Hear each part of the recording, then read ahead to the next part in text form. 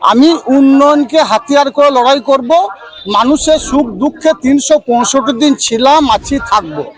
আমি বহিরাগত কি না সেটা মানুষ বিচার করবে।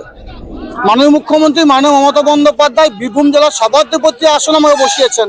2.5 বছর সভাধিপতি হিসাবে বীরভূম জেলার 167 গ্রাম পঞ্চায়েত, 19টা পঞ্চায়েত সমিতি উন্নয়ন করে চলেছি, 11টা বিধানসভায়। এরপরও কেউ যদি বলে বহিরাগত, কি হিসাবে বলছেন আমার জানা নাই। বর্তমানে এখনো পর্যন্ত বীরভূম জেলার সভাধিপতি আসনে আছি। অর্থাৎ বীরভূম জেলার যে উন্নয়ন সেটা বীরভূম জেলা পরিষদ, পঞ্চায়েত সমিতি, জেলা গ্রাম পঞ্চায়েতের মাধ্যমেই হয়।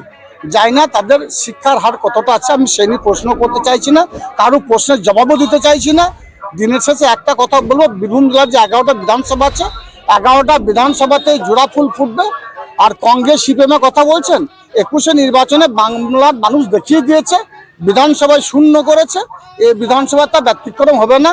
রইল বিজেপির কথা, বাংলার মানুষকে যেভাবে তারা অবজ্ঞা অবহেলা করেছে, বাংলা মানুষ যোগ্য জবাব দেবে, নিশ্চিন্তে থাকতে পারেন।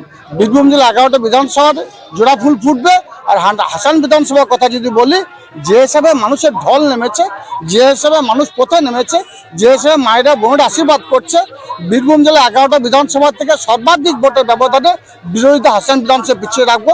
কথাটা মিলে নেবেন। এটা একজন শহীদ পরিবারের সদস্য কাজল শেখ বলছে।